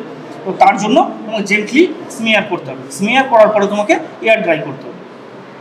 এয়ার ড্রাই হয়ে গেলে কি করতে হবে, এয়ার ড্রাই হওয়ার পরে তোমাকে প্রথম স্টেন দিতে হবে কি বলো, ক্রিস্টাল ভায়োলেট দেওয়া হবে। ঠিক আছে, প্রাইমারি স্টেন দেওয়া হবে ক্রিস্টাল ভায়োলেট। কতক্ষণ রাখা হবে, 1 মিনিট রাখা হবে। তারপরে কি করা হবে, তাকে জেন্টলি ট্যাপ ওয়াটারে ওয়াশ করা হবে। ঠিক আছে,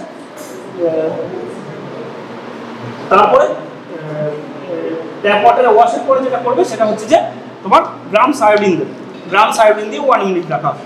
গ্রাম সায়োডিন দিয়ে 1 মিনিট রাখার পরে কি করবে, আবার জেন্টলি ট্যাপ ওয়াটারে ওয়াশ করবে। ট্যাপ ওয়াটারে ওয়াশ করার পরে যেটা করার আছে কি, ডিকালারাইজেশন করার আছে। ডিকালারাইজেশন আমি দেখিয়েছি কীভাবে করতে হয়। ঠিক আছে, তো সেইভাবেই জাস্ট ট্যাপ ওয়াটারটাকে ওপেন রাখবে, ড্রপ ওয়াইজ দেবে। ড্রপ ওয়াইজ উপর থেকে নিচে পর্যন্ত যখনই এলো ড্রপ, ইথানলের ড্রপটা সঙ্গে সঙ্গে ট্যাপের মধ্যে ধরে তাকে কিছুক্ষণ ধরে থাকবে, জাস্ট 2 থেকে 3 সেকেন্ড ধরে থাকবে।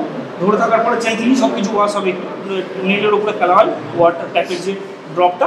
তারপরে তাতে কী দেওয়া হবে, স্যাফরানিন। স্যাফরানিন কী হিসেবে ইউজ হয়, কাউন্টার স্টেন হিসেবে ইউজ হয়। স্যাফরানিন দিয়ে 1 মিনিট রাখা হবে। 1 মিনিট রেখে কী করা হবে, আবার তাকে জেন্টলি ট্যাপ ওয়াটারে ওয়াশ করা হবে।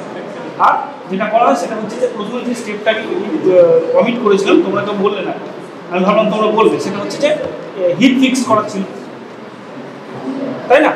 এয়ার ড্রাই করার পরে তোমাকে হিট ফিক্স করতে হবে। হিট ফিক্সও খুব জেন্টলি করা হয় এবং টাচ করে দেখা হয় যে যেন খুব হিট না হয় স্লাইডটা। ঠিক আছে, হিট ফিক্স করে তারপরে তুমি স্টেন স্টার্ট করো। ঠিক আছে, তো তোমরা শুরু করো। কলোনি ল্যাকটোজ ফার্মেন্টার না নন ফার্মেন্টার কলোনি ক্যারেক্টারিস্টিক এগুলো দেখা হয়। আমরা তাছাড়াও তুমি আরও মিডিয়া আছে যে ক্লে ডাগারেও ক্লে অ্যান্ড্রে ডাগার, সেখানেও তুমি ইউরিন কালচার করতে পারো। কালচার করার পরে জেনারেলি যে কী হয়, লুপ যেখানে স্যাম্পল কালেকশন করেছো, একটা স্যাম্পল কালেকশন টিউবের মধ্যে তুমি স্যাম্পলটা কালেক্ট করেছো, তারপরে লুপটাকে ভিতরে দেওয়া হয়। লুপটা একদম এরকম না যে পুরো ইউরিনটাই তোমার নিয়ে নিতে হবে। ঠিক আছে, আর কি করা হয়, লুপের জেনারেলি এই যে পোর্শন এতদূর অবধি তুমি লুপটাকে ইউরিনের মধ্যে ডোবাবে। তারপরে ক্লকওয়াইজ বা অ্যান্টি ক্লকওয়াইজ ঘোরানো হয়। সেখান থেকে স্যাম্পল তুলে এই যে লুপ, এখানে মোটামুটি 0.001 ml বা স্যাম্পল করে। তারপরে এখানে তোমার ওয়েল বানানো। এই ওয়েল মানে জাস্ট লুপটাকে নিয়ে এরকম তুমি এখানে দেবে। তাহলে কী হলো, ডাইরেক্ট স্যাম্পলটা এখানে ফার্স্ট কন্ট্যাক্ট হলো স্যাম্পলের সাথে মিডিয়া। ঠিক আছে, তুমি ক্লকওয়াইজ বা অ্যান্টি ক্লকওয়াইজও করতে পারো। ঠিক আছে, তারপরে কিন্তু লুপকে তোলা হয়, লুপকে ডাইরেক্টলি জিগজ্যাগ প্যাটার্নে টানা হয়। এই জিগজ্যাগ প্যাটার্নে টানা হয় এবং আফটার 24 আওয়ার্স তোমার কালচার 37 ডিগ্রি সেন্টিগ্রেড রাখা হয় ইনকিউবেটরের ভিতরে, তারপরে গ্রোথ দেখা হয়। গ্রোথ কীরকম হতে হবে? 10 to the power 4 গ্রোথ হতে হবে, মানে অ্যারাউন্ড 100টা কলোনি তোমার তুমি যে স্টিকিং করেছো এখান থেকে এত দূর অবধি যে টেল করে নিয়ে এসছো, এখানের মধ্যে অ্যাটলিস্ট 100টা কলোনি থাকতে হবে, ঠিক আছে? তবেই তুমি সিগনিফিকেন্ট গ্রোথ বলতে পারো ইউরিনের ক্ষেত্রে, মানে ইউরিন মানে তোমার যে ইউরিন ছিল সেখানে বা ব্যাকটেরিয়া তুমি বলতে পারো, ঠিক আছে? ব্যাকটেরিয়ার জন্যই তোমার ইউরিন ইনফেকশন, কোনো কজিং এজেন্ট আছে তার জন্য ইউরিন ইনফেকশন হয়েছে। এখন এরপরে যেটা করা হবে, পরের দিনে ধরো গ্রোথ এসছে, তারপর তুমি কাজ শুরু করবে। তো কাজ শুরু করলে ফার্স্টেই তোমার কলোনি ক্যারেক্টারিস্টিক দেখা হবে। কলোনি ক্যারেক্টারিস্টিক কীরকম দেখা হবে? দেখো এটা হচ্ছে যে ল্যাকটোজ ফার্মেন্টার, ঠিক আছে? পিঙ্ক কালারের কলোনি, মিডিয়াটাও পিঙ্ক হয়ে আছে, কালারের মধ্যে আছে। এখন এখানে দেখো ল্যাকটোজ ফার্মেন্টার এবং আছে কি মিল্কওয়েট, ঠিক আছে? মিডিয়া প্লেট যখন ধরবে এরকম না, প্লেটের ঢাকনা খুলে পাশে নামিয়ে দিলে এরকম নয়, কিন্তু প্লেট সবসময় এইভাবে ধরা হয়। আর যতটা চেষ্টা করবে যে এই হাইটে না ধরে এই হাইটে রাখবে, এরকমভাবে প্লেট ধরা হয়। কারণ কি, যত তুমি কাছে রাখবে তুমি নিজে ইনফেক্টেড হওয়ার চান্স থাকে। কারণ এটা ওপেন ইয়ারে করা হচ্ছে। জেনারেলি যে কালচারগুলো করা হয় কোথায় করা হয়? বায়োসেফটি ক্যাবিনেটের ভিতরে করা হয়। ইউরিনটা এলো, তারপরে তার যা প্রসেস সেটাকে বায়োসেফটি ক্যাবিনেটের মধ্যে করা হয়। তো এরপরে যেটা করা হবে সেটা হচ্ছে যে দেখো এখানে এটা ওয়েল হয়েছে, তারপরে এদিকে স্প্রেড করেছে, এটা সাব কালচার করা হয়েছে। এই ইউরিন কালচারের প্লেট না, ঠিক আছে? ইউরিন কালচার আমি তোমাকে প্রথম দিন দেখিয়েছিলাম বোর্ডে ছবি এঁকেছে কীভাবে ইউরিন কালচার হয়, ঠিক আছে? তো এটা হচ্ছে যে প্রাইমারি, সেকেন্ডারি, টার্সিয়ারি 1, 2, 3, 4 এইভাবে টানা হয়েছে। তো এখানে দেখো সিঙ্গেল কলোনি আছে, ঠিক আছে? আমি যে কোনো এখান থেকে একটা কলোনিকে নিয়ে কালচার তাকে তার ফার্দার প্রসেস করবো। কী করবো? তার গ্রাম স্টেন করবো।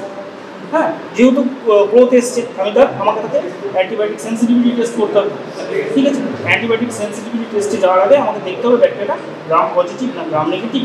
গ্রাম পজিটিভ বলে কি, ক্লেবসিয়েল না এন্টেরোব্যাকটেরিয়াসের মধ্যে পড়ছে, না আদার্স কোনো অন্য ব্যাকটেরিয়ার মধ্যে পড়ছে, অ্যাসিডোব্যাক্টার না ক্লেবসিয়েলা, কি কোন ব্যাকটেরিয়া সেটা জানার জন্য আমাকে কী করতে হবে?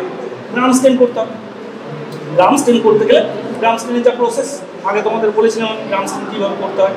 তো এখান থেকে জাস্ট একটু কলোনি নিয়ে তার আগে তোমার স্লাইডটাকে গ্রিস ফ্রি করা হবে। হিট দিয়ে গ্রিস ফ্রি করতে পারো, অ্যালকোহল দিয়ে তার আগে ক্লিন করতে পারো। তারপরে সেখানে তোমার 1 ড্রপ নর্মাল স্যালাইন দিয়ে সেখানে জেন্টলি স্মিয়ারটা প্রিপেয়ার করতে হবে। তারপরে স্মিয়ারটাকে রেখে দেওয়া হয় এয়ার ড্রাইয়ের জন্য।